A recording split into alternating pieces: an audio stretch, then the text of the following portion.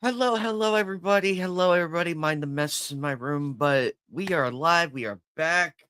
It is X-Men Evolution Watch Party episodes 1 through 3, the series premiere night. Joker, this one won a very close race in a three-way face-off on the Watch Party poll. Well, our fans voted those X-Men fans. They came up out of nowhere, 11th hour as usual, just like with Noir and a couple of others. And X-Men Evolution Season 1 has won the poll. Very close, but congratulations. We're going to be watching an instant classic. I have not watched the full series, like, ever. I remember catching a few episodes here and there when CW for Kids, when they were broadcasting this way back in the day on, I believe it was the Fox for Kids back in the day, but that's about it. I've seen clips here and there, and I know how the series finales ends because that's where they did the whole here's the hint on what was going to happen. The Cure Act was supposed to be more kicked into high gear. We were going to see their take of Dark on the Phoenix Saga. We saw more of some of our villains that are those little group over there.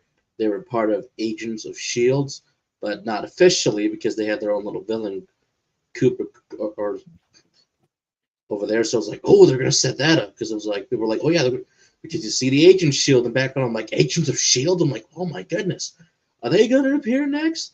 And then you kind of see them, well, not really in space because the series creators that this team said that we weren't going to go into space, but we were going to do a lot of the big ones. Hell, they even hinted at Days of Future Past. I'm like, Days of Future Past? They want to do that one? Maybe that would have been a cool series later on, but damn, they want to do everything. And you can see concept art of, yes, we could have had a teenage Emma Frost, which we would get later in X-Men Origins Wolverine for a very brief cameo at the end. So, what could have been? What could have been?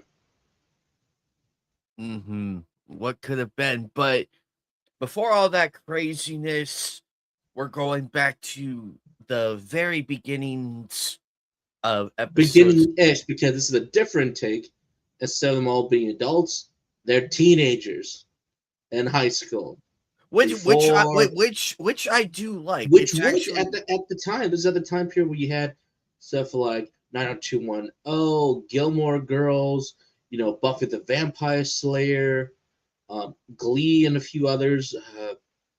So this was at the time where a lot of the stuff was really popular in pop culture before it reached the peak, and then it's like, okay, we don't want this stuff no more. And then we kind of are going back to that ish. mhm. But and it was a nice take because all the kids from that era, myself included, and a few others, we were actually going into we were starting the high school. We were like going to that block pretty soon. And so it was a nice take on like the different lives and everything. But I'm excited. Let's dive into it. Ladies and gentlemen, as per usual on the watch party, I have the watch link posted.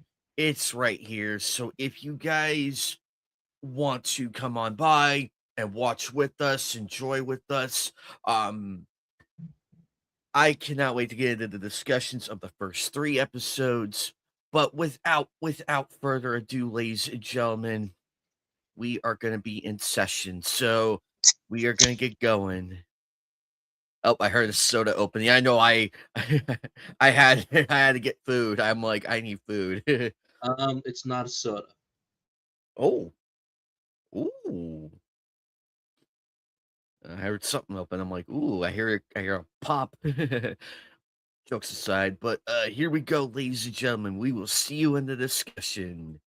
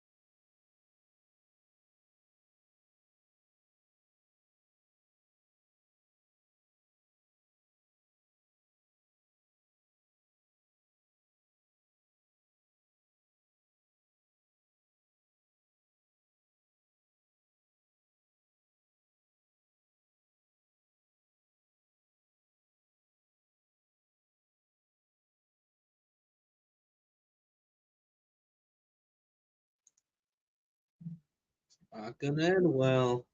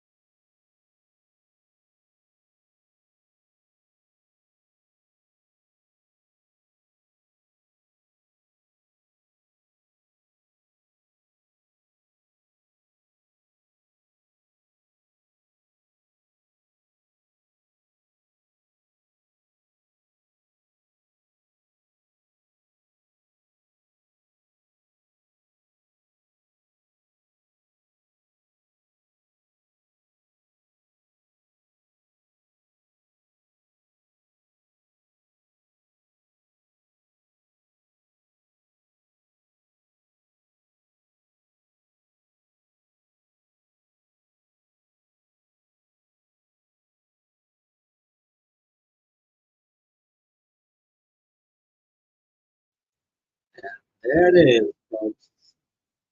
Awesome.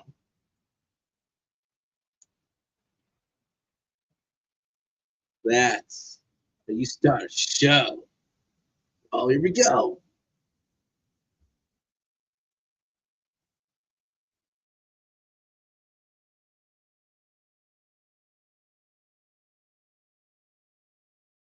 Spike, Spike, there he is. Welcome back, old friend.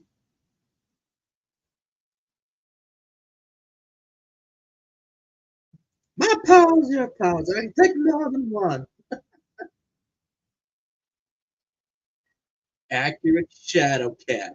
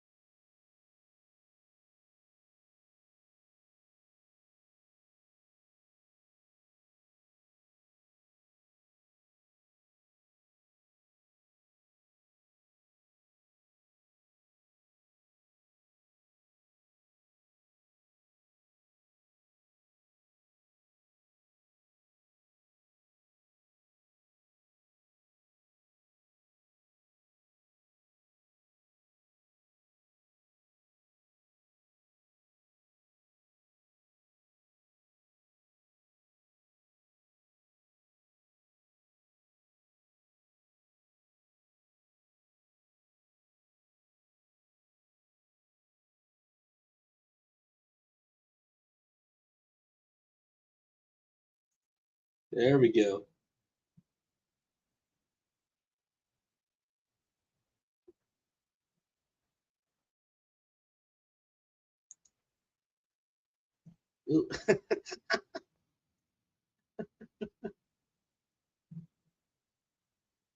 Oh, I missed this so much.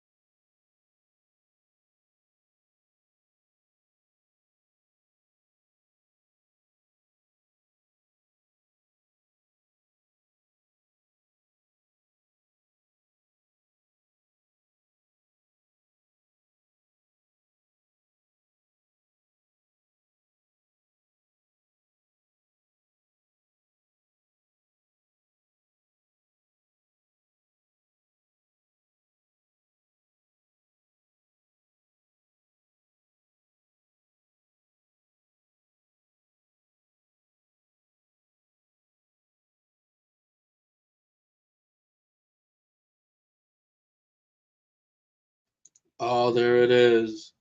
The hat, the jacket.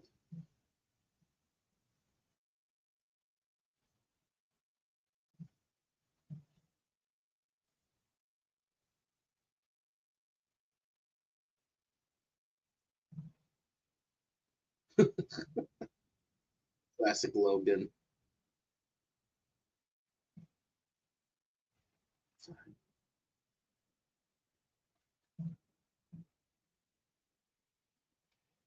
Oh, is that yeah? Same. Oh God. Oh, they're giving me everybody in the first episode.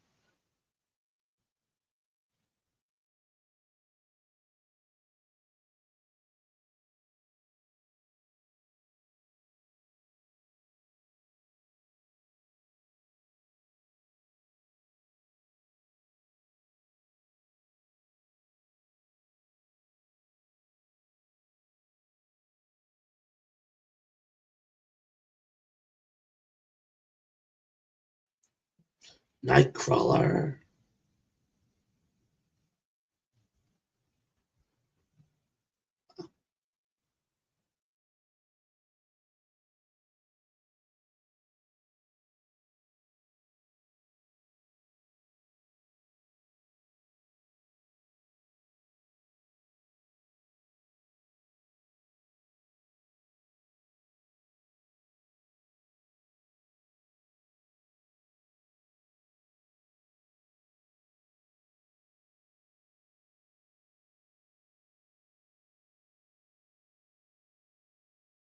Heck,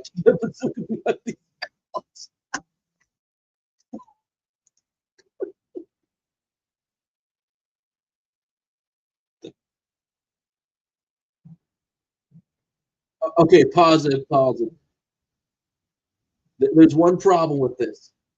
Shouldn't his farts smell like eggs?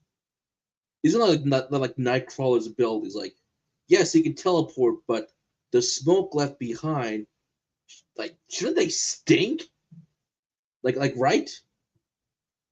It does. I've noticed that. Because they don't do it for any of the Fox versions. They don't do it for any of the animations. Heck, not even like X-Men '97, because people were saying that one episode where he's like teleporting around. Like, shouldn't they all be gagging right now? So that's a weird thing in the comics where they omitted that, which to me is a final mission, but it's like, shouldn't they be going, oh, dude, don't teleport? All right, let's resume. We can talk more about it later. The one time I need Phoenix and Vaughn to be here. Please, please.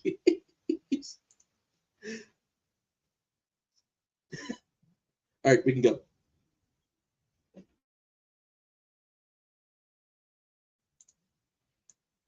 So good.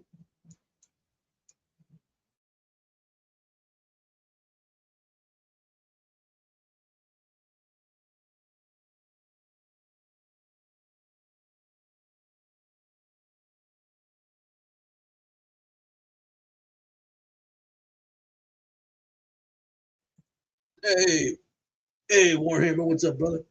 We are watching X-Men 90. I mean, X-Men Evolution.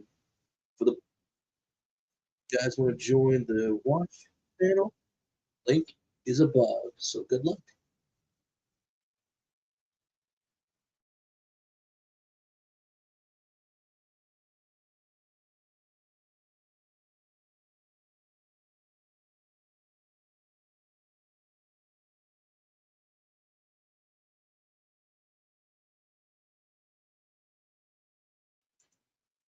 Woo!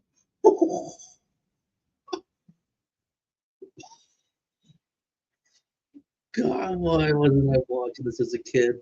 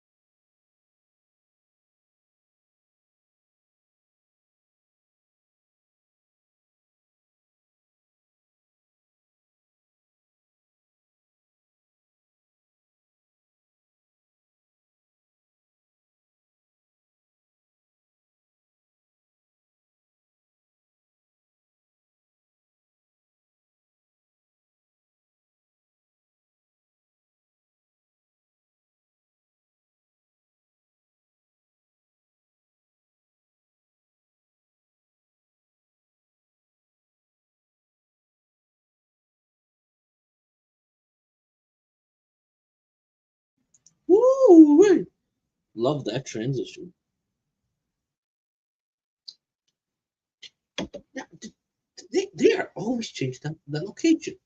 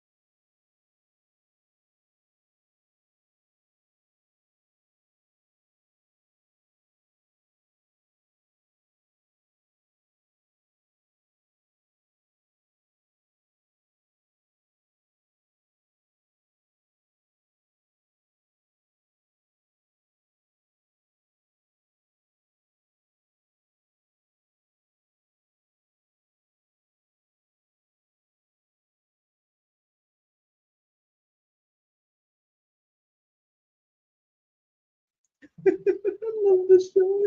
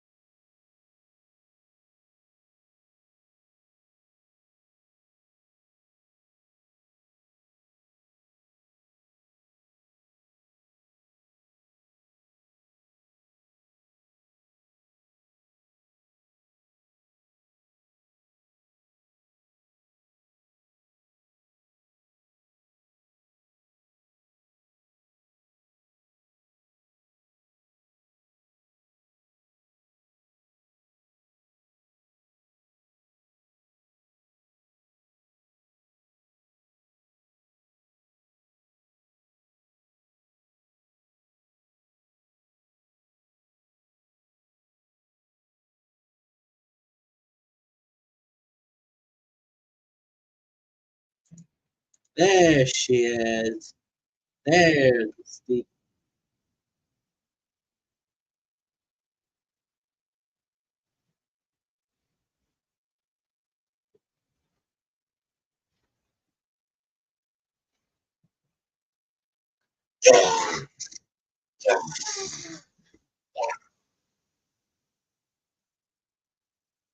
God, what a good episode.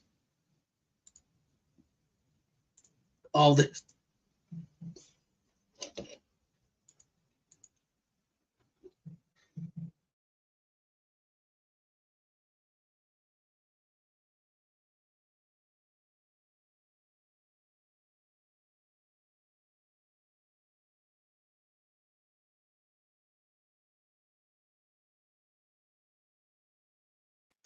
Shadowcat.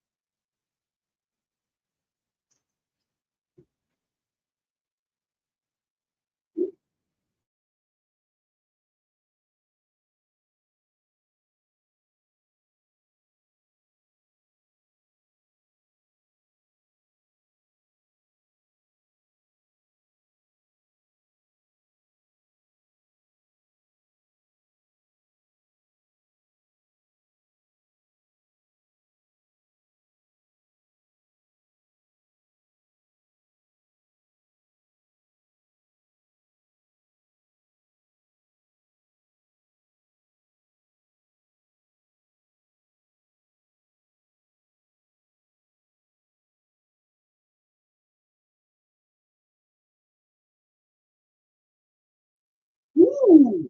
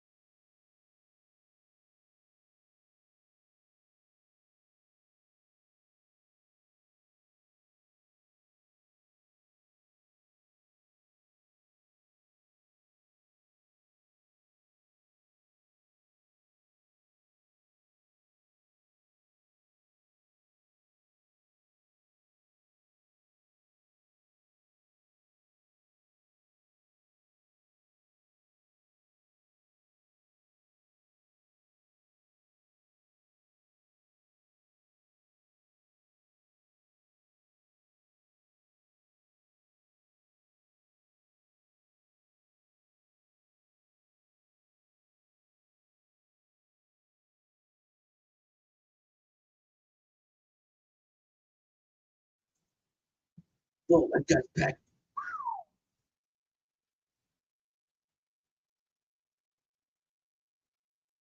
No.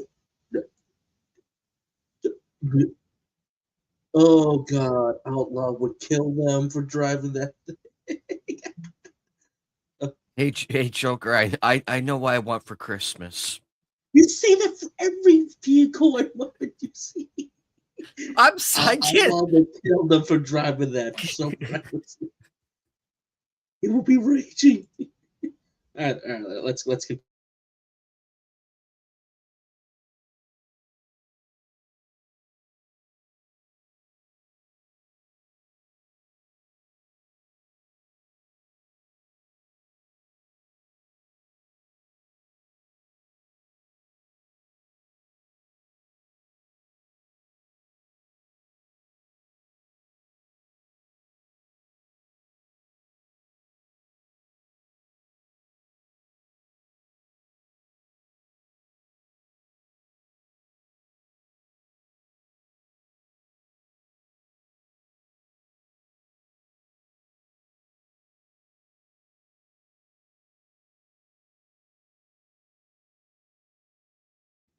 Yo, what's up, George? Watching X-Men Evolution. Classic.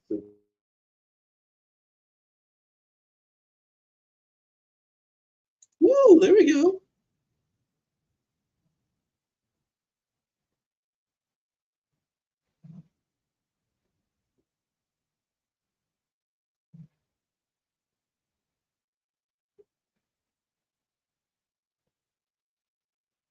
I say at that point, just create a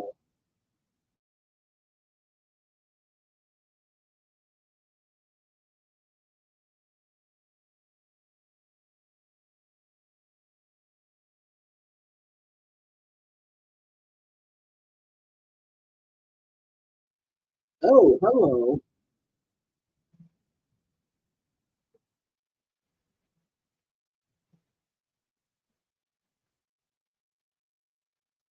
Which mutant are you?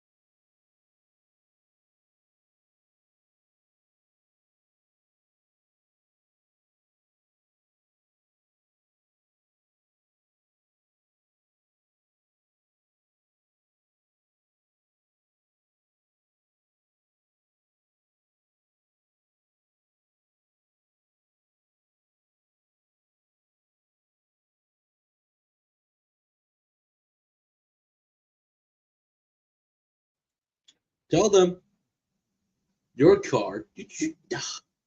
Tell them.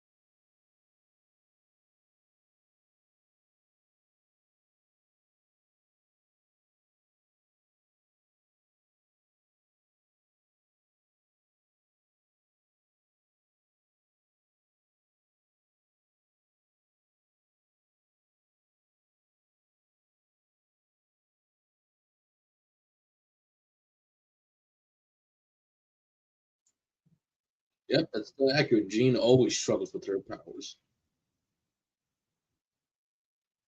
Yay! This girl's alive.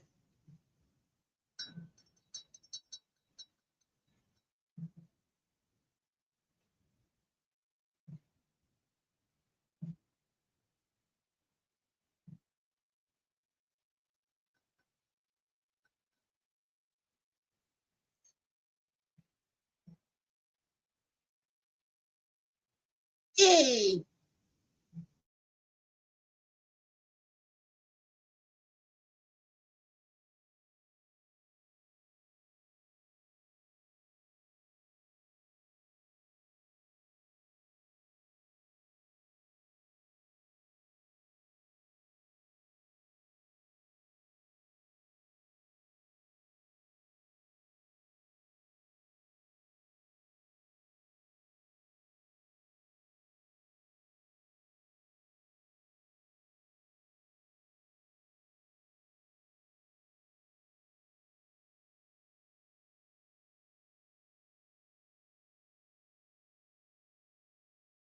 Oh, that was Avalanche.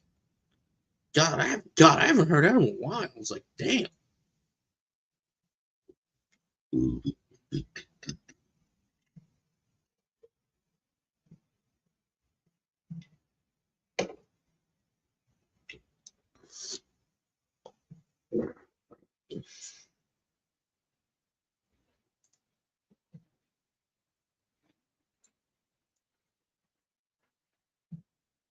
Oh, this is it. There she is. There she is. Guys, there she is. Guys, look, there she is. There she is. Not pounds of your pounds. I take more than one.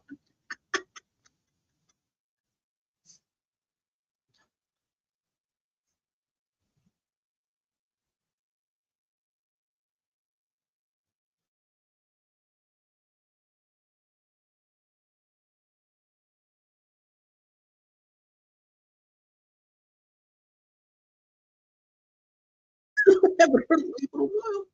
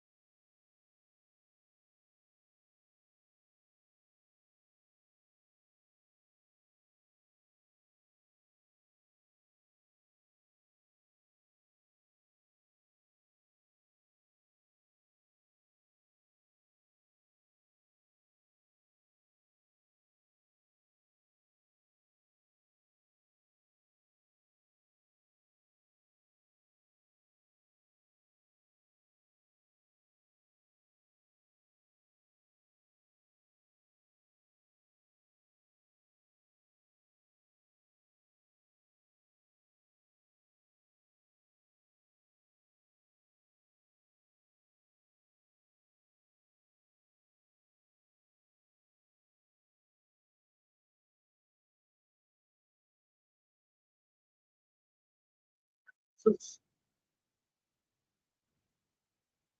Jean's mom, like, does she know? Is that added for the comic book? Is that canon, actually?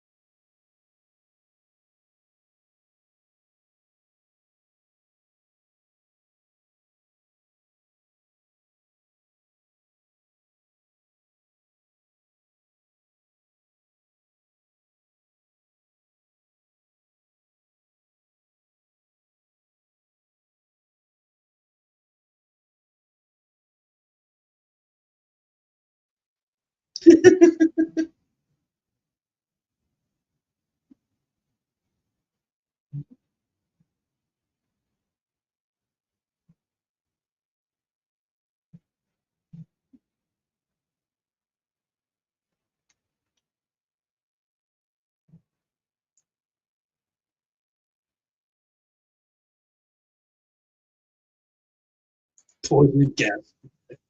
That is totally a Wolverine line.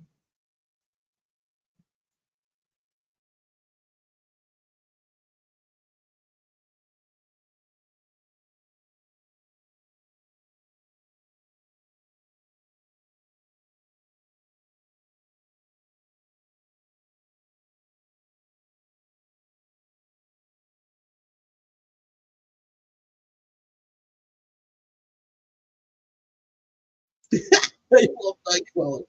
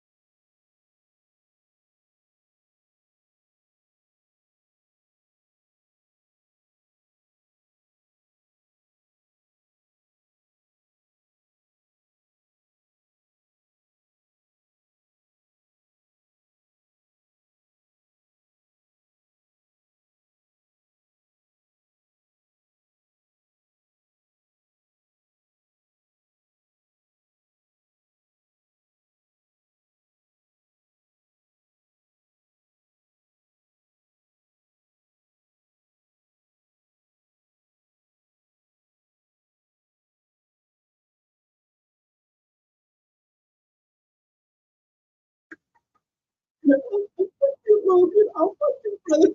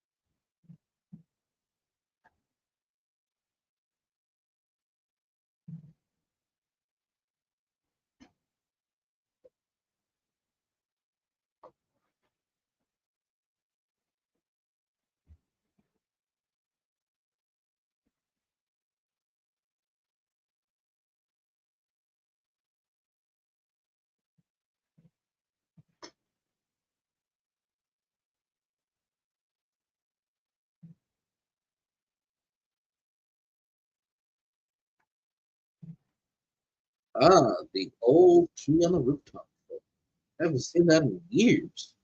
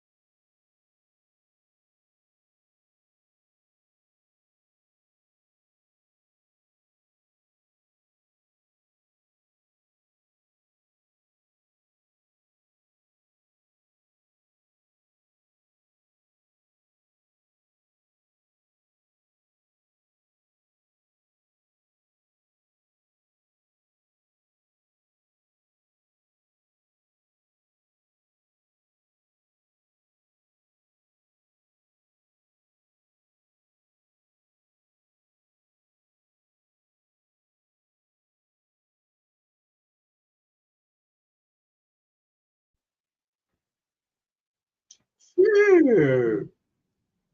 Sure.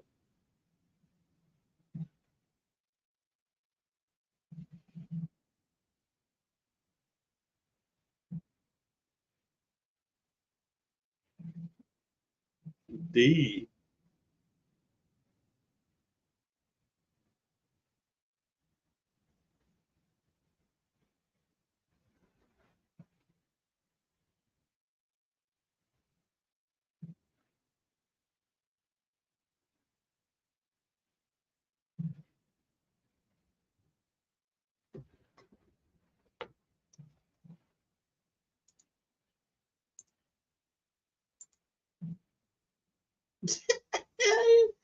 Oh, what a classic.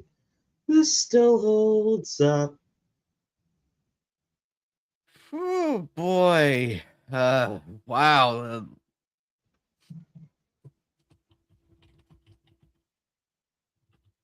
Oh, I was laughing throughout these episodes. People I know. forget what makes good comedy. Not the okay squid. No, no, we're not doing that Squidward joke. Come on, guys, it wasn't funny. This is actual genuine humor that I love the most. So thank you. Oh Oh, boy, lots to talk about for the three well, they episodes. jam pack a lot in these three. They got to introduce everybody. We got Frogger, Cyclops, Jean Grey, Nightcrawler himself, Storm, Professor X. We got Raven, aka Mystique. They're setting up. Well, they say it's Sinestro, but come on, we know who it really is. Magneto. I was like, yes.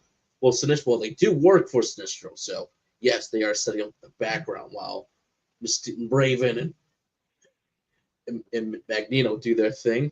We got Logan and Sabretooth, their little rivalry going on in the background in episode 2, and yes, I'm like, there's shoes, guys, there's shoes, there's shoes,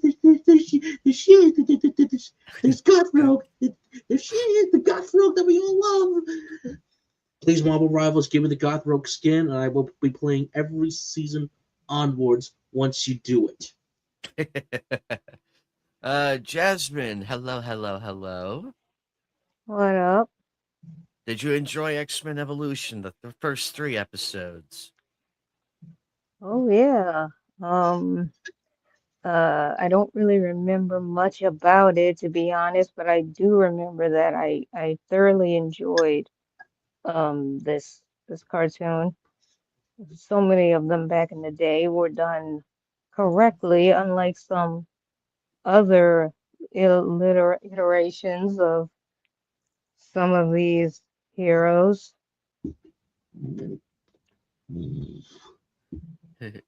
Well, we go back Abs- way, way, way back to the teenagers era. So this is very much the young adventures of the X-Men. Unlike the Fox version, Mm, where they're all kind of like college students, young adults, to literally them being adults in the X-Men to that canon, to other versions where we kind of get like, oh, this is them during their young childhood, but then they slowly kind of age them up, going from the origins from the if you're a comic reader, you saw all their origins to where they are mm. currently, which I do not like where they have a lot of the teams for the X-Men because a lot of those issues are just either Yeah. fetishes to they just can't move on. But the good comic books that are still there for the runs before they go like, oh yeah, this is no longer canon, they're still good. And this is them still being young. Sadly, you gotta remember we have lost Cyclops actor because he was from Inuyasha, and sadly he passed away during the lockdown. Oh. So Oh, if you so were that's wondering, who Cyclops is? yep, he was one of the actors from Inuyasha, not the Inuyasha, because that's, Wow. but he was one of the characters from Inuyasha that sadly passed away a few years back. Oh, Yes. wasn't it Moroku? Yep, that was Moroku. So Moroku's actor Mm-hmm. passed Well, I away. had no idea. Yeah, that's crazy. I know the actor who plays Wolverine. His voice sounds very familiar. English actor, George, the English actor. for Inuyasha for Moroku. Yeah. What I like about this one, it separates. Everything is there, except the differences are Jean Grey and Cyclops do have that romantic spark, just don't know how to approach it. And Wolverine Mm-hmm. is a badass, so that's how I like that. That's how I like it to be. Keep Wolverine being a badass. Yeah. I did. I think in Avalanche's VA, and I think Nightcrawler's VA, I heard Kira somewhere from Death Note. All right, okay. Since you're all doing this right Oh now, wow. no one A like to lot say of this to the name. recognizable voices. But here we go. So, like we said, Cyclops, a former actor, is Kirby Morrow. Kirby Morrow, who was Moroku for all of the Inuyasha 4 movies and the Goku. final act.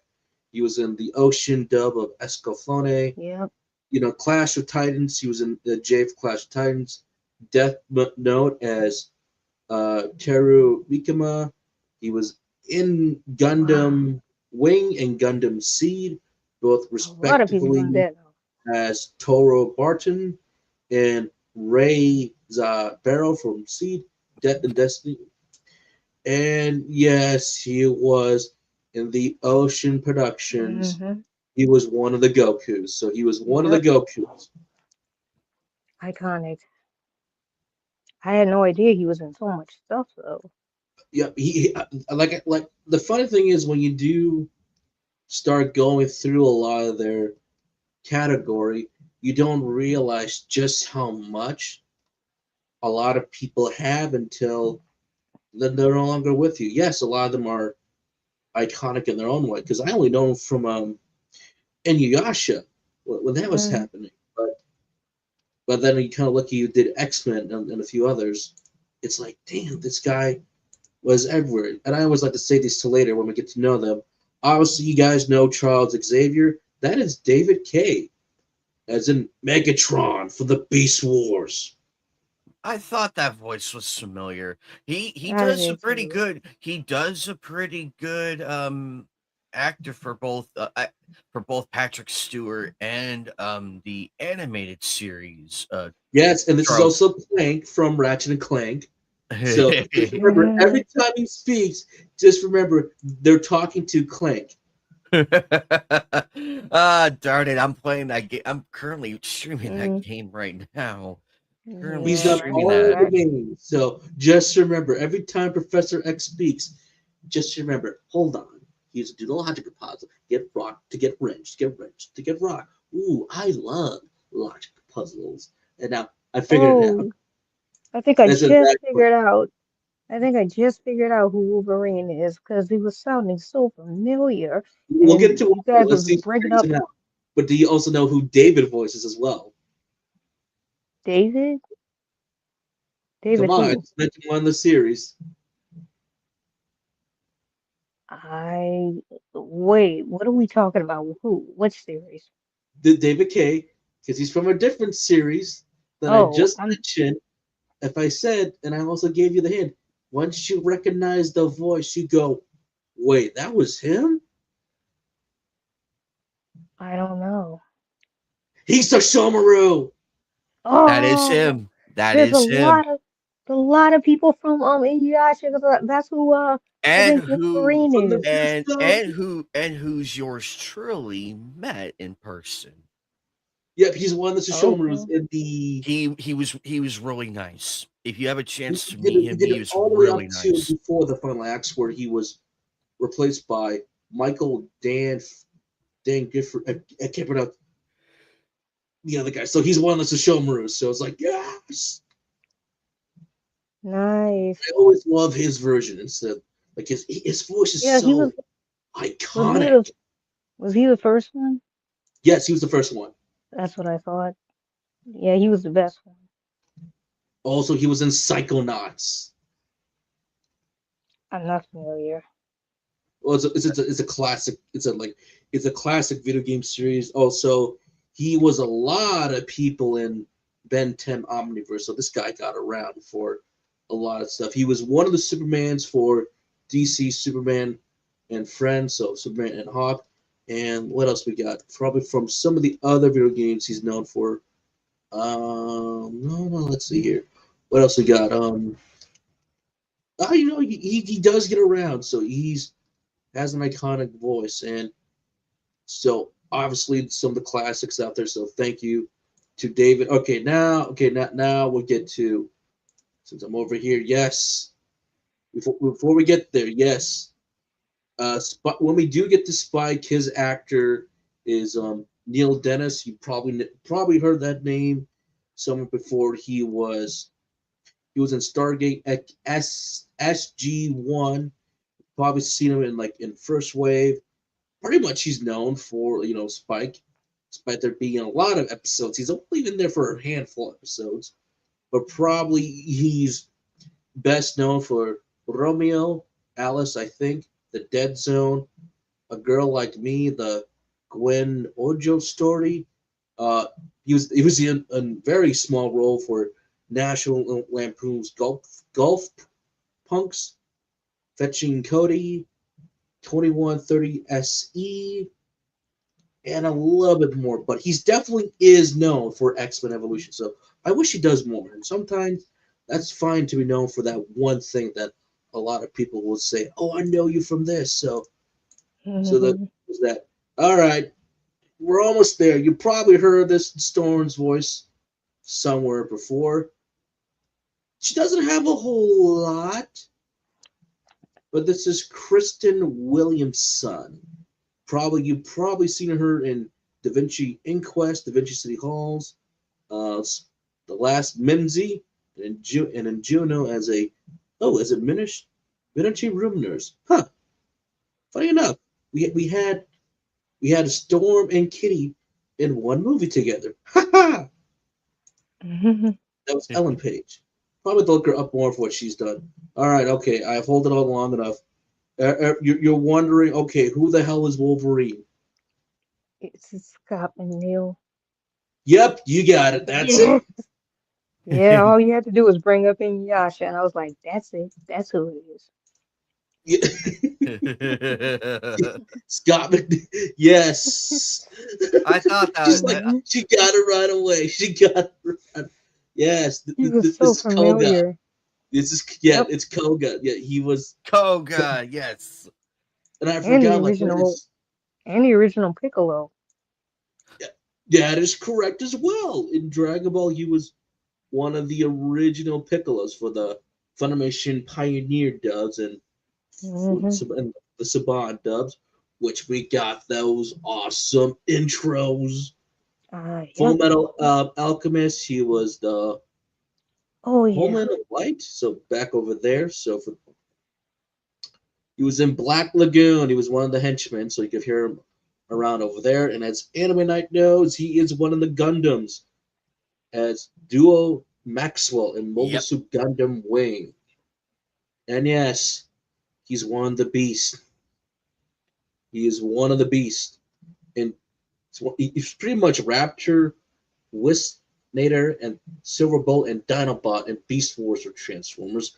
A classic Transformers show you guys got to watch. The CGI has aged terribly, but it's that familiar art style. The storyline is what I love Beast Wars so much. So yes, this is the gentleman that gets around a lot. And if you guys want to know for video games, he's in Dead Rising 2. He's in a couple of Dynasty Warrior games mostly for the Gundam spinoffs. He's in one of the Far Cry games, Far Cry 5. He was in one of the reboot games as well. But also he's in Warhammer for several, that Warhammer 40K.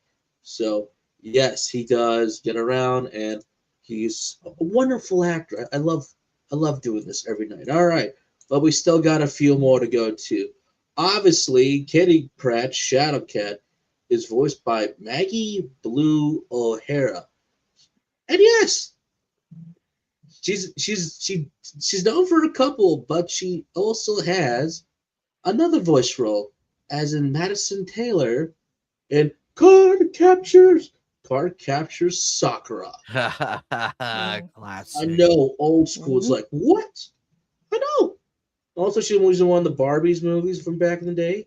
Okay. Oh, Also in Dragon Ball my Curse of the sister, Blood Rubies, my she's in. sister my sister literally forced me to watch those growing Oh up, and I'm Lord. like, I've seen a few of the there were a Barbies, few that so I did like. There were a few I did like, so she gets a also for pass. the Ocean Studio dub, she was Bulma in Dragon Ball Z from Ooh. episode 123 to 260.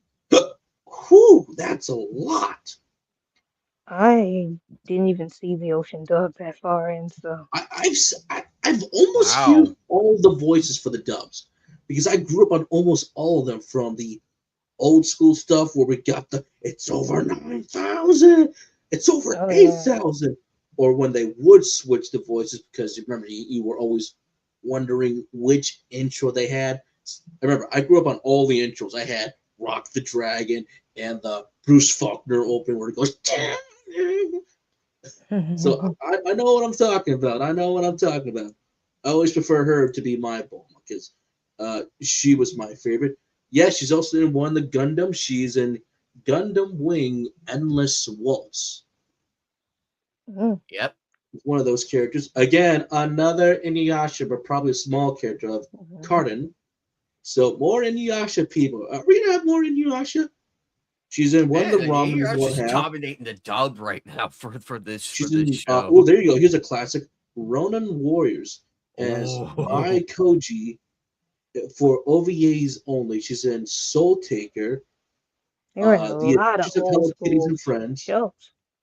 I know, and Video Girl Ai, so or simply Video Girl is a Japanese manga series written and illustrated by Masakusa Katsurai in Weekly Shonen Jump from 1989 to 1922. Woo! Wow. And she's got a couple live action roles, including some brief stuff in The X Files, Northwood, Mm. and Neo Rider. So, whew, I know for someone who's I barely even recognize, I'm like, wow, she's got a lot. And yes, the one and only Light Yagami, who was right all along, fight me, voices Nightwing, Nightcrawler. What? No Yes, way. Hira himself voices Nightcrawler, which he was right. Fight me. Hira was right. He solved the world problems. He brought it down by 70%. But also he's also Rock from Black Lagoon. He's in the yep. Gundams. You know he was Teen Gohan in the Ocean dub for Dragon Ball Z. He was Mounsus and Ramen one half. Man, I he got around. the minute the reason why I knew it was the reason why I'm like that is definitely rocking Kira because of the voice of like of how he says his words and everything. There are certain words that give it away, like the way he says them, and it's like, yep, that's it. And when Man, we he has do that get accent. That's the surprising, he actually. nailed the accent. And when we Hmm. Mm. do get to be, sadly, his actor also passed away. Uh, Michael Kopsad, you probably have heard him as, yes, as the one, the only, Charles Angel in mobile. He's won the Chars. Is he He's, He's Char Ansabel, right? In the yep, early, in he's the most early, right? appearance. Yep, The early one before the current. before Zeta. Okay, Zeta, he's in that one. Zeta was Okay. voiced by Tom Edwards. Steve Blum versus him in Mobile Suit Gundam 1 through 3. Keith Sutherland voiced him in Origins. And Kyle McCary is the current one in GQ X Gundam. For most of it, for the English, it was Michael for a very, very long time. These includes the original Mobile Suit Gundam, Gundam Charge Counterattack. So he pretty much did them all. And yes, yes, once again, Go Shink in Inuyasha. So another Inuyasha actor is here. Woohoo! And Death Note. He was in Death Death Note Note. again. Ultra Violent Code 404. So this guy was incredible. So it's sad to see him. And he did a lot of the Gundam voicing Char for some of the video games. So several of them actually. So yes. The Excuse me. Ocean Dove got around back in the day. Yeah, indeed. It's amazing what you can hear because I recently rewatched a few episodes of Black Lagoon. That's how I was able to catch that, and I gotta say he does the accent really well. I'm glad they kept the accent in.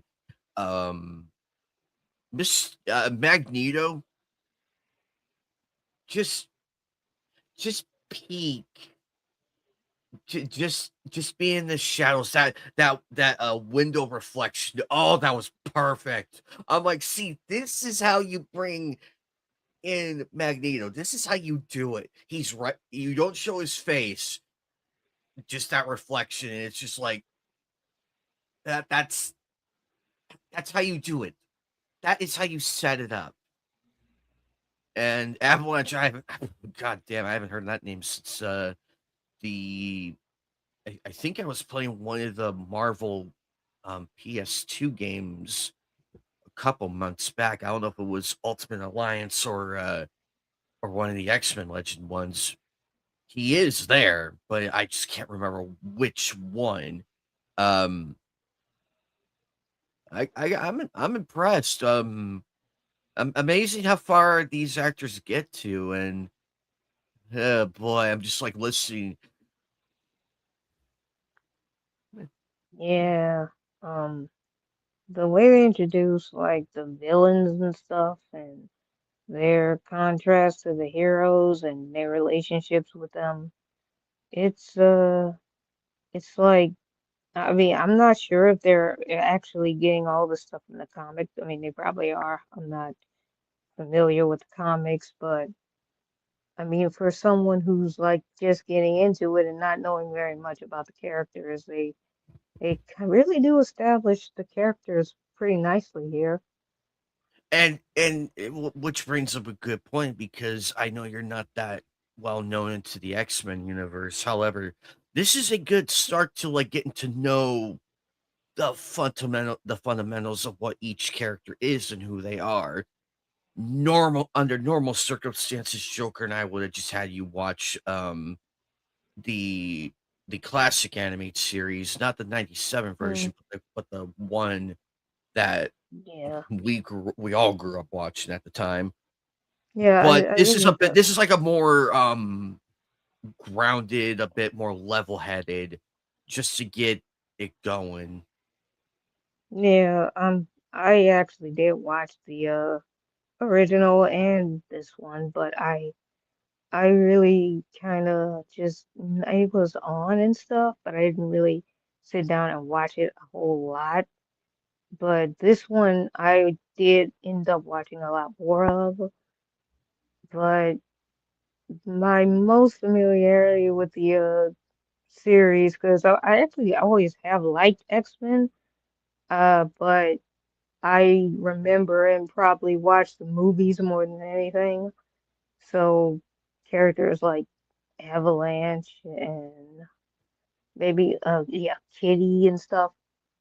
They weren't in the movie, so I just remember less about them.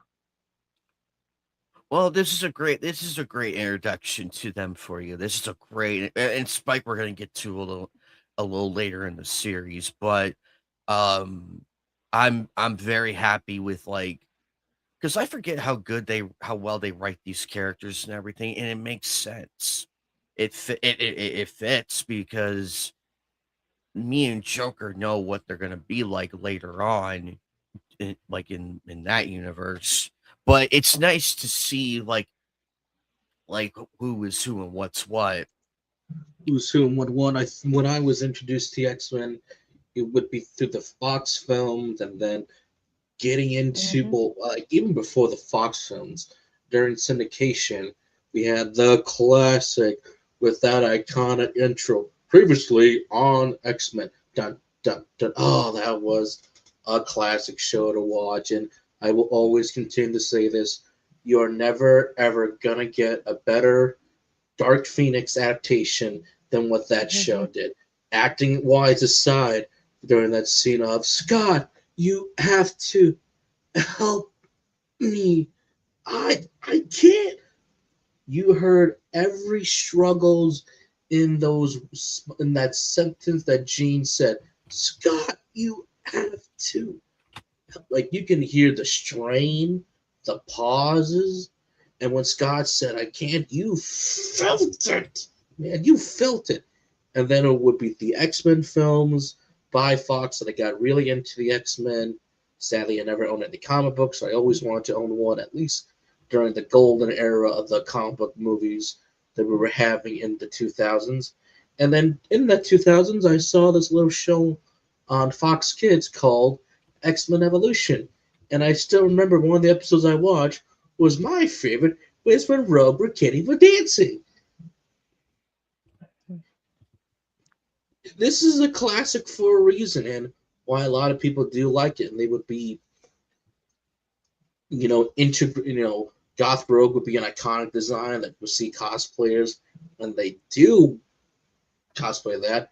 You'd be like, that's from X-Men Evolution, and how some of the material would be later be, kind of adapted into the comic books too.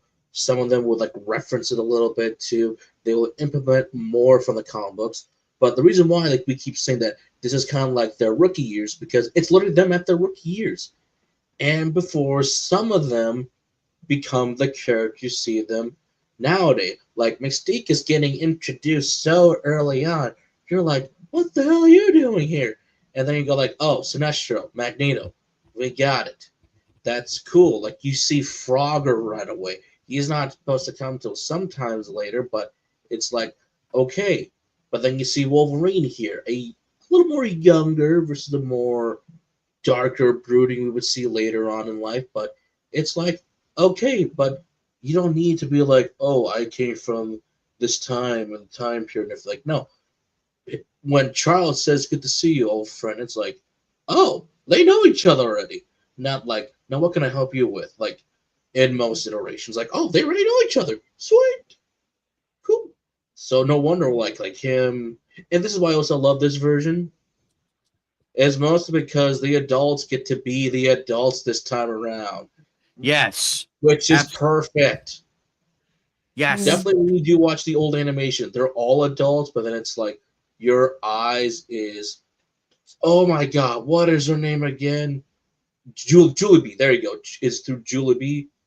In Evolution, your eyes are kind of the kids for a while, and then it does become Spike, because Spike was made for the cartoon actually.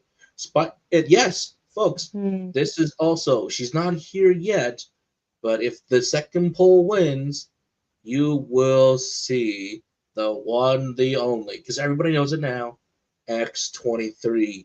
Yes, this is where she was introduced, but not in the first season. We'll get to her later. Exactly. And I love the fact that the adults can be the adults, and keep in mind this is take, because as the show progresses, we're gonna see a changing of the world a little bit as we go through, and pay attention to how people are gonna react to them later. Right You're now, seeing it now a little bit. You're getting hints and glimpses, which again, subtlety, foreshadowing. Most people know about this, but then it's like, because the most iterations were already in it. Like in the original X-Men, which is why I still love it to this day, they went full blown, not Days of Future Past, but we already got the Sentinels in the original animation when that was starting up. It's like they're doing the Sentinels right away. Like, yeah, they had. That's why you see all the protesting. No mutants here and everything. It's like, man, everybody just hates the mutants. I know it's but when dark, you watch bleak, this but it though, works. It works so well. yeah, but when you watch this though, Jasmine, it's like, wait a minute, there's no protest, there's no "we hate mutants." What the fuck? Like, what's going on? Like, I thought they were supposed to be. This is But why this is X That's why right. works so well. it works because the only people who know about the powers are Kitty Pryde's parents for the most part, but they grew to accept it because well, she's her they're her she's their daughter and everything. But as we'll Hmm. see much later, not everybody's gonna be like that. But the cool And like thing we is, saw with so Avalanche, how he used his powers, it's oh again that foreshadowing on what's going to happen, what could have happened to Kitty, what could have happened to Cyclops, could have what eventually will happen to Jean, and this is why I also love this iteration as well. Jean Grey, oh that poor girl. What was it? Is it standard? Does someone hate Jean? I gotta know. I will go back in time, find out, and be like, all right, guys, who hates Jean so much? They're gonna look at me and be like, what are you talking about? I'm from the future, and why do you guys have to make Jean Grey suffer so much? Why? She's the one that, depending on the iteration, might have accidentally killed their parents. She's also the one that has a lot of power struggle. You thought Rogue has it rough. Jean, this poor girl, always struggles with her powers. But I thought, like, well, she does well, but she's always has struggled with the powers. And you do see that Yeah, within Dark Phoenix. yeah, Even I when she heard. gets to Phoenix, oh god, Yeah. that girl's scared. That girl scares me. Also, fun fact, it doesn't just have to be Jean who gets the Phoenix. Jasmine's going, wait, what? Yeah, spoiler alert for the comics, but even Scott gets infected by the Phoenix. Oh my God. So he's kind of like Ye- it's kind of like Well, Venom it or was some actually a shit. great scene too because he was debating with Charles about everything they've been doing up to that point at the run, and I almost got to say, Scott was right in this. Do I agree what he did to Charles? Not necessarily, but it had to be done. So where does well I wanted to say first so I heard that the Dark Phoenix that they did in X-Men The Last Stand that wasn't very well received. Because they combined two arcs in one go. They were trying to do both Dark Phoenix and the Cure Act, so doesn't really mesh well. So they just kind of rushed it. They did rush through a lot. There was a couple good scenes in there where we see a young angel cut off his wings, and when his Hmm. father walks in, he's like, "Dad, I'm sorry," and it's this beautiful, haunting scene, really, where this young kid has no idea what's going on. He's trying to get things off, but Yeah, I like that scene a but lot. there's that as well. There's a haunting scene with Rogue because Rogue in that version of the movie does get the cure, which I don't blame the girl, but no dialogue, no nothing. It's like, is Rogue getting the cure? And then you see her back in the mansion. It's like, you're back. And when it was it Iceman or who was the other guy? Was it Iceman or somebody else? it was Bobby. So it was Bobby. When Mm-hmm. Bobby, wait, are we sure it was Bobby? Because I thought Bobby was with No, oh wait, I thought it Bobby was was the fire guy no, that was because no, Pyro was the fire guy, Bobby was Iceman. okay, because when Bobby kind of touched her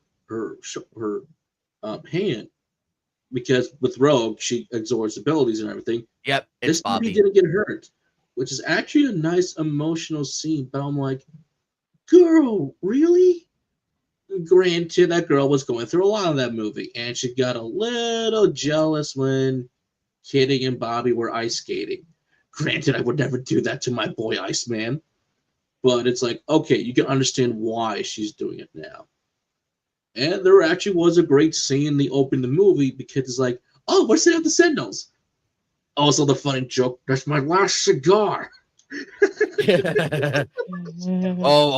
And then it's Believe me, like class believe me, dismissed. I have moments like that when I'm like, when something gets ripped, when I accidentally drop something or something clutters to the ground. I'm like, that was my last Sprite, or that was my last Three Musketeers candy bar. There's actually So a great I scene. can identify with that one. There's a With cool Logan scene and where his they scars. There's a cool scene where Magneto moves the Golden Gate Bridge. I will always love that sequence. It was so awesome. And how Magneto's always like, Charles always wanted to create bridges, or I forgot the line that Ian McKellen says, and I was like, all right, that was a cool line. And there's what was another one? There's another good one where Jean does kill Charles, and he's like, don't let it control you. Cool scene, by the way. But The Last Stand was really not the best movie, where it just did way too much, too fast, and had it just been one storyline, I think I would have liked it a lot better.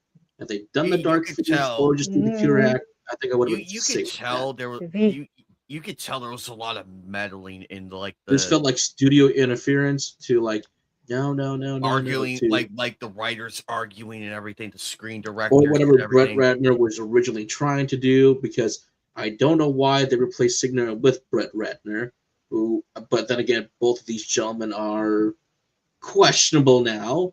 But Bryan Singer seems to be the better director with the X-Men, despite him having the 'Cause, shitty X-Men Apocalypse movie. Debatable. Oh But at least he Lord, sort of but to his credit though, that he was does have terrible. some well, yes, it may be terrible, but he at least has a bit of an understanding of the characters, a bit. At least he has an idea enough, so I can't really fault him. Movie I was think the terrible. best scene in The Last Stand is when Mystique gets shot with the cure. I And then, thought that and was. I thought that Uh, I'm like of all the fucking. yeah, I thought that that was was the best scene actually, because you see Mystique go from this Confident, beautiful like thing she always powerful, was like yeah, to a this scared to little like bitch. too scared, and then Magneto's like leaves her. I was like, just oh leaves wow, her. guess he has no use for Oh, her. wow. That That I mean, was hearing that from her brutal. lover, because that is her lover.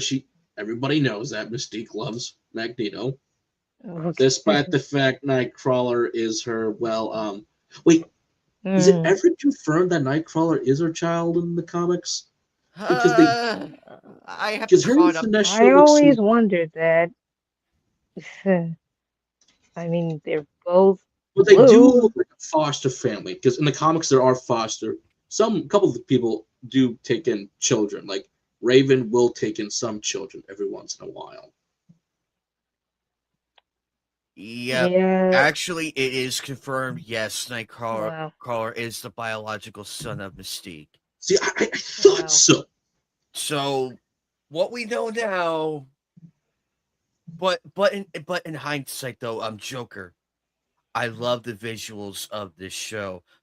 Cyclops' glasses in the first episode. They nailed down a lot of their powers correctly. The Cyclops with the lasers, they easily could have screwed this up, but nope, they actually make this more powerful and cooler than the original. Froggy looks more deformed than any of the adaptations I have seen, because he looks and talks like an actual frog. He's slimy. When you see the tongue, it looks neat and cool. Raven Mhm. transforming to monsters or to other people will always be a highlight to me. Yes, even though she's a mutant that can transform into everybody else, she really doesn't have their abilities, unlike Rogue, where it's like, my powers are your powers, and I can take more than one. So But she has to get a little creative here and there. So that's what I always like about Mystique. She always has to get creative with these abilities if she's doing a mutant, or if she's disguising herself as that beautiful woman in X-Men 2, X-Men United, and then Magneto's like, hold on a second, too much iron in your system. Oh, the irony of that. And then he's like, hey, don't fall for a beautiful lady. I'm like, oh, he knew. I'm like, he knew, Senator. Too much iron. but I love also that. like oh, go Go ahead. ahead. No, you go ahead. But also, like at the end of the first episode, when we see Magneto in the window, like the shadow illusion of him, Oh, that was so good. that. And I was telling Jasmine, this is how you do it. You don't show the face. You know who he is. Like we know who he is, but the presence, the presentation. The way It's how he's per- menacing it's the shot, like how Raven's even freaked me out. Like, oh, I failed. and, and I then thought it was gonna be Sinestro showing up, but nope, there he is, Magneto. and like the objects levitating around Mystique. I'm like, This is this him. to anybody who's trying to write a bad guy introduction, this is how you do it. Like, take some good lessons from the classics. So this is how you do it. Like, You don't. It's a I said show. It's before, a show. power Don't is tell. one thing. Doing something is another. It's what we don't see. If he's in the illusion, then I hate to see what the real guy actually looks like. But it's just it's so menacing. They And do that's very why I well. love. It's like this is how you should introduce Magneto from now on. Just have him in have him in the background, and then when the time is right, then have him come out. This is a good setup to that, and I'm excited for the payoff when that does happen. Avalanche surprised me because I was also telling Jasmine that I did play some of the X-Men games on some stream. I streamed some of them a while back, so I'm a bit familiar with Avalanche, but it's good to see him. It's good to see him in this one. Um, and Toad being Toad, I love it. I do love the fact that Charles is like that father figure, which is what you really Charles has need. always been the best father figure for the X-Men but it's also the same But time wait, it's the because coin. look, he commands the whole room. Because when he's speaking, everybody looks at him. Even I was looking at him when he was speaking. That's how you command. Even Toad was room. looking at him. It's like, no, thank you, I'm out of here. Like, even Toad has that slight respect for him, despite what we know who Toad will align with eventually. But also at the same time, what people need to understand, this is the opposite coin. Is that both Charles and Magneto, they want the same thing.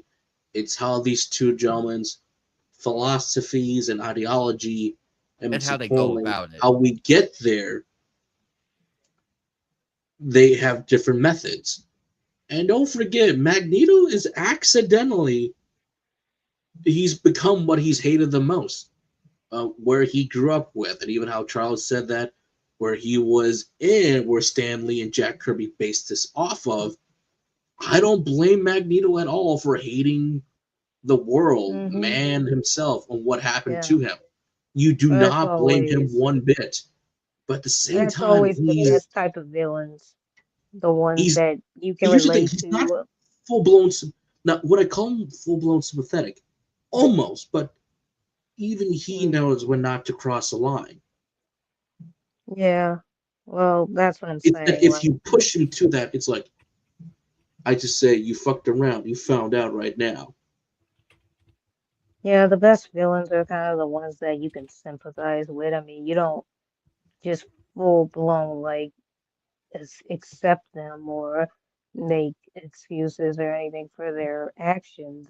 He's the one that does the best. I It. think he's like my number one right there. Yeah, and honestly, X-Men: The Last Stand, for all of his flaws, it was really good at making you understand that and sympathize with kind of all of them. And that one scene where Magneto and Charles are together talking to a young Jean Grey in that timeline, it's like, man, what could have been, man? What could have been? Yeah. That was a good scene as well. Also, Joker, you brought up a question for episode 1. I didn't fully hear it, but let's talk about that. The way Nightcrawler teleports. It has to do with Nightcrawler's ability, because this always bugs me, because it's like, okay, he's teleporting around, but isn't it confirmed that his abilities when he teleports, there's like some funky gas smell? Like, this thing's supposed to stink when he teleports.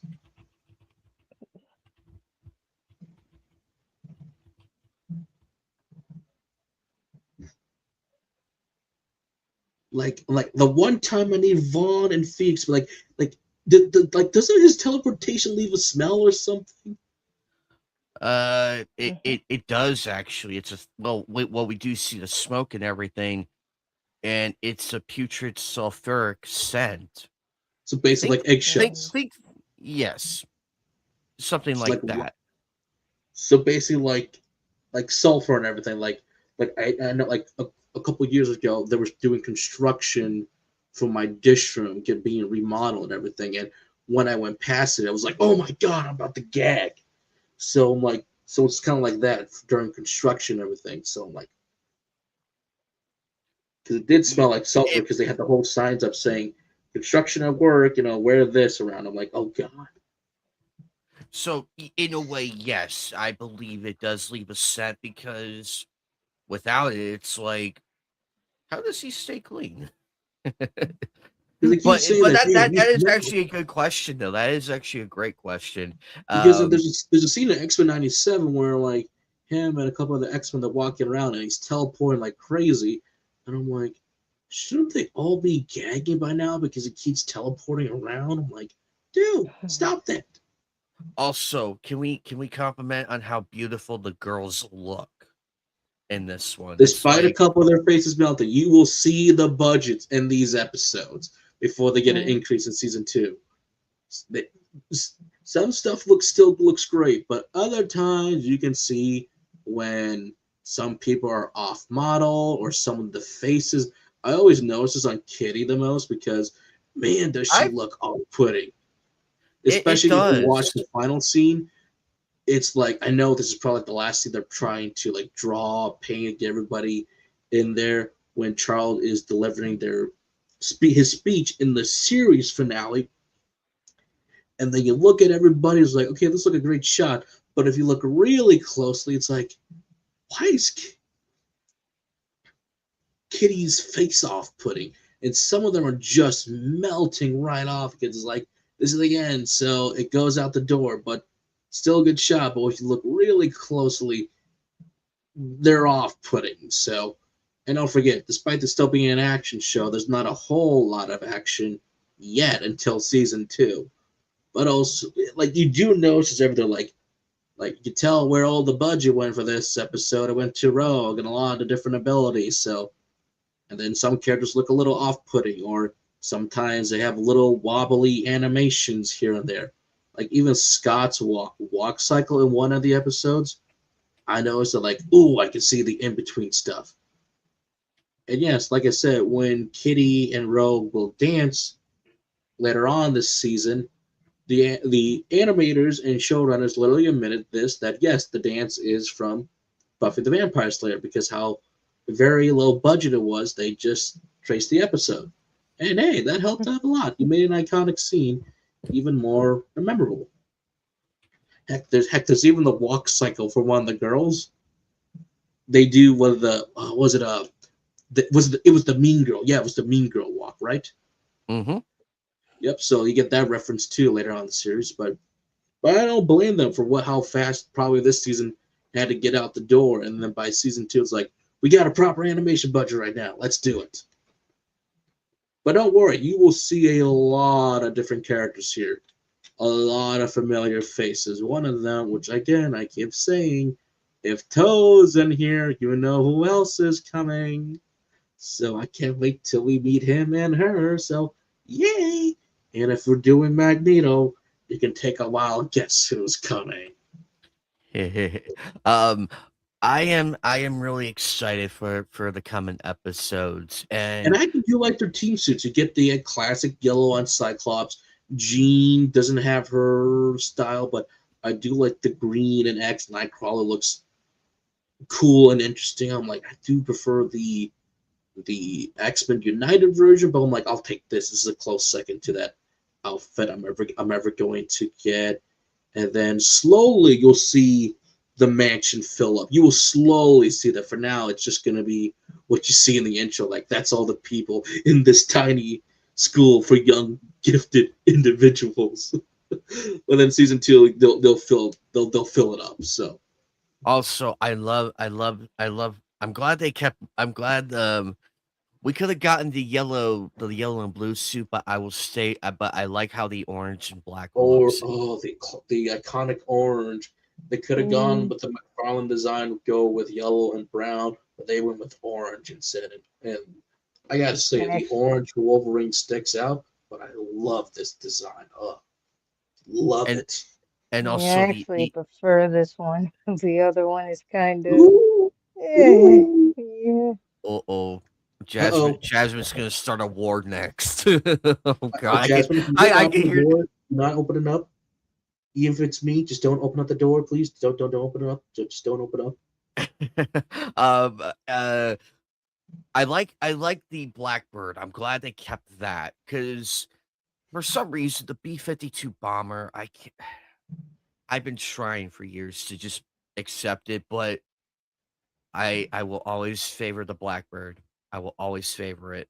I think I like the That's Blackbird more than the B-52 bomber because because as it's much just as that, so it just screams because the way it takes off and everything, how it looks so clean, and it's like, ooh, I wanna fly it. Also, Joker got mad because of the cars and everything. He got mad about that one. well, Midtown. Well, I guess the Jasmine's come power back. of Nightcrawler teleported Jasmine away. Well, the only reason why I said the car because if Nicktown was here, he's going to be saying because when I was on his channel, when we were going through some of the Fast and Furious, mostly Tokyo Drift, and he was like, "Now look at all these beautiful cars, and they're going to cut them up so they can make them drift." He's like, "They're going to take this beautiful car right here, and they're going to destroy it for the for the movie."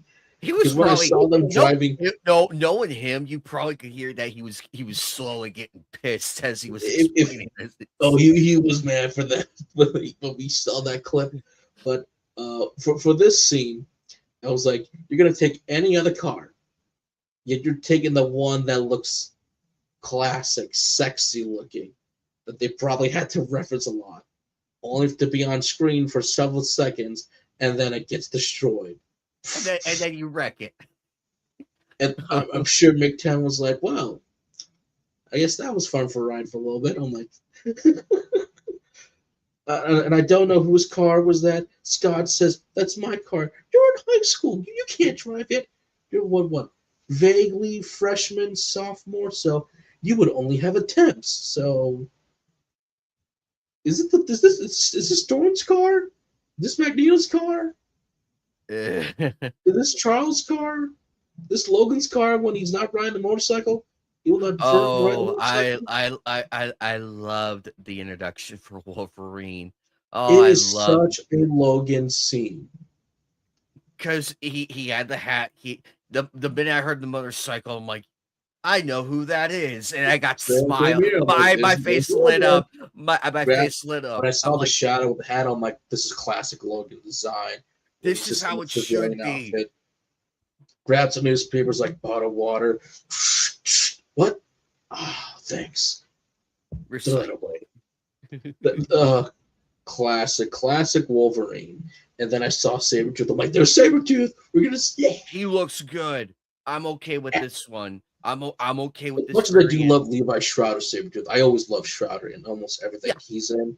And I do like his Sabretooth a lot in X-Men Origins Wolverine. I think I'm gonna like this Sabretooth a lot more better. And yes, I wish Shrouder did return for Deadpool Wolverine. I wish he did. Oh God, that would be I know that that's would the be one thing I was missing. I was like, "Where's that's Levi just the Shrouder?" I'm like, "That's not Shrouder." one. That's probably my only complaint about that movie. My one complaint. We could have gotten a Sabretooth. If Ryan I know Reynolds would have probably moved heaven and earth if They're he probably wanted to. jacking to get Levi Shrouder back for that role, but either Shrouder was just too busy. It was like, "No, I've done enough." But that's fun. Hey, Bob, thank you for the $10. What's up? Polska Bob. Thank you for the Well, $10 this is thank donation. you Thank you. at Polska Bob. Thank you for the $10 super chat. A rarity on the watch party. A rarity. Okay, I love this. Thank you for coming by, Polska Bob. You're always Because we welcome got here. a lot of people back from their previous incarnations to different actors doing different takes, but it's like, man, we couldn't get Shada back for that one. But still, my second complaint is that I still don't know why they do this. Deadpool is literally meant to summon weapons out of whim. Why is he still carrying a bag around? Why? He I've literally could always just wondered that. I've like always wondered it that made because sense for the more grounded stuff, but if you're now going more like, okay, we're adding more and doing other stuff now. Just like literally, he could have ended this movie in one turn. He could have literally said, "Oh, wait a second, you have a healing factor. That I you just got a do. thing for you. Carbon-based sword. Been killing your pesky Wolverine since 2012. Good year for cinema." He literally killed the Marvel Universe with the sword because it eliminates healing factor. That killed Wolvie. He could have done that Yep. and been like, movie's over. And then they would have broken the fourth wall, going like, all right, fine, I won't use the sword. Hold on, let's rewind back a bit. All right. He literally could have ended Professor X's sister right then and there. He literally could have ended it. Alrighty, Jasmine. Have a Okay, good. that's fine. We're about to wrap up. But God, this is such a classic show to watch. I missed out on so much of the show because I only caught But a it's few good. episodes But here and that's there. why But here we go. But that's why it won, because we're now being reintroduced to it as we're older now, and we actually have the time to do so. And hey guys, watch this versus Avengers Doomsday that's coming out. It'll be Oh funny if boy, we get more views than Doomsday. I'm like, I'm counting on it. But the oh, the but the point of all of this is X-Men Evolution is the perfect way to go about this, because you always wondered what they were like back then before we saw them in the animated series. before we saw Scott This is become the leader actually that we the know, closest. before we saw Jean become it, and obviously, spoiler alert, they want, like I said, they want to do everything at the series finale during that big speech. You saw the Curac later down the line become more aggressive. You see the future, what could have been with Magneto, the team growing up, and yes, Rogue getting Captain Marvel's power. Yes, Captain Marvel did give her a power, so that's why Rogue could fly. Yes, even when Charles was like, and I've seen some friends become our greatest enemy, it's like, oh, they're setting up Dark Phoenix. We're setting up Dark Phoenix. I think their take would have been a lot of interesting because we got to see them go from teenagers to young adults who are like, oh, we're doing this again. But but this is actually the closest. This is the closest we're ever going to get, ladies and gentlemen. This is It feels like a great prob prequel to the original animation. That's why that's my canon in my head. yes, I X Men agree. Evolution serves as the prequel, and then I know they're two separate canons, but to me, this is how it will always be. Because when you watch the animated series, the 94 one, it'll make a lot more sense later on of like, "Oh, I know who that is," or, "Oh, okay, that explains this and that. Okay, we act." But also, I agree with Joker's canon on this, because it does fill in the gap. It does fill in that, "Oh, we got Dark Phoenix and everything." It does fill that in, so I'm happy with that. But it would've been cool to see this variation of Dark Phoenix and everything. But, Would have been cool to see Emma Frost and a few other people. Hell, I uh, wonder if they would have done psychic Dead. blonde psychic mommy, oh my god, I know I they have her character play design and everything. They actually had her drawn up actually for the concept art, and I said yes. This next season would have been the Emma Frost introduction. So close, but I'll take Marvel Rivals introduction as well. So thank you very much. but, let's see. Joker, from my under so, ladies and gentlemen, real quick, while this is still fresh in our mind, my wonderful co-host, Joker, is gonna be gone next Thursday. He is going on a much needed vacation, and believe me, he has earned that. And I I'm am going on a cruise trip. I'm going to the Caribbean, so I get to be Johnny Depp for a while. yes, but Joker, please, from all of us here, have fun. Don't worry about me. I got everything handled. Phoenix is taking over for that one day on the 4th of February. So, and he wants to put his spin on it just for that one night. So I'm anxious to see Go how for that's it. gonna go. Go for it. I I'm want him to anxious. get back home. Yeah, I I'm want him anxious to how get we're back gonna home. go about. I'm anxious too, but Joker, have fun. Hmm. and I want to hear all about it when you get back. We'll I'll make a take a lot of seg photos. we'll make a segment actually for when you come back. We'll make that a segment so that way you could talk about it freely. Cause I'm excited for you. Um, but The ladies and watch gentlemen, party will resume on February 12th, just because of how long this vacation will be. And but even when they do nightcast on the February 4th, it's like, right, Joker's still on vacation because I won't be back until the Super Bowl is over. oh yeah, that's right, Super Mario. I completely forgot. I um, will be back when the Super Bowl is playing, and then when I land, it's going to be over. So it's like, but next Thursday, I got a backup. I have a backup in place for that one, so we're all going to be good. But I figure we mention this now while we're live, so that way people are like, "Eh, where's Joker? He's fine." But ladies and gentlemen, put X-Men Evolution on your to watch list. please, it's such a It, good it's show. It is so good. available on Disney Plus as well. So there you go. Start watching it. But you guys take care. We're gonna get out of here. Bye, everybody.